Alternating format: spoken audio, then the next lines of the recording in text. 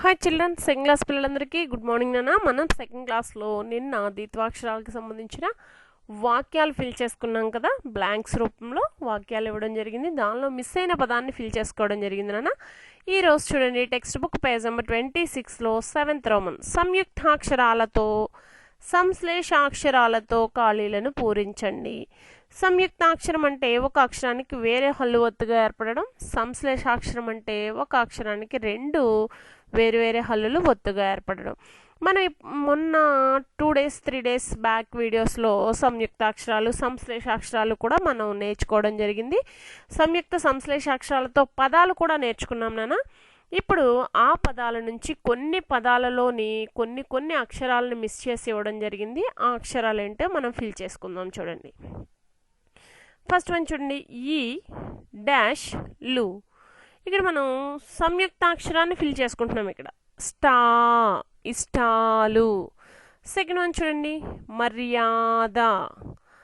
Third one దర్బారు. Fourth one పుస్తకం. Fifth one గర్జన. Sixth one Saraswati.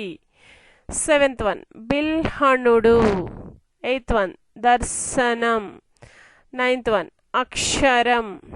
10th one వర్ణన. 11th గార్ధభం. 12th one. ఇక్కడ వరకు మనం 11 పదాలు అంటే 11 పదాలు సంయుక్త అక్షరాలతో చెప్పుకున్నాం. ఇక్కడ సంశ్లేషాక్షరం వచ్చింది చూడండి. అగస్త్యుడు. సూకి తావత్తు యావత్తు రెండు వేరే హల్లు యొక్క ఒత్తులు ఏర్పడినాయి కాబట్టి ఇది సంశ్లేషాక్షరం అగస్త్యుడు. నెక్స్ట్ మళ్ళీ సంయుక్తాక్షరం ఉత్సవం, దుర్ఘటన, విజ్ఞానం, మూర్ఖుడు, మర్కటం, నిష్ఫలం, స్వాతంత్ర్యం.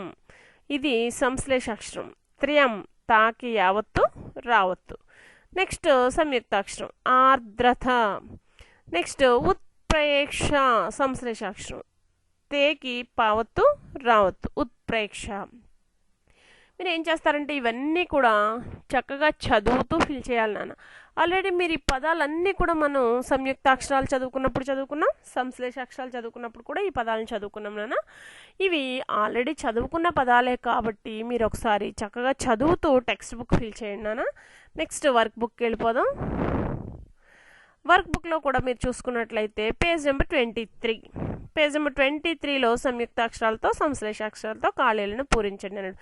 ఈరోజు మీరు నోట్బుక్ ఏమీ రాయవసరం లేదన్నా, only text book work book fill చేస్తే సరిపోతుంది. టెక్స్ట్ బుక్లో వర్క్ బుక్లో సంయుక్త సంశ్లేషాక్షరాలను ఫిల్ చేస్తే సరిపోతుందన్నా.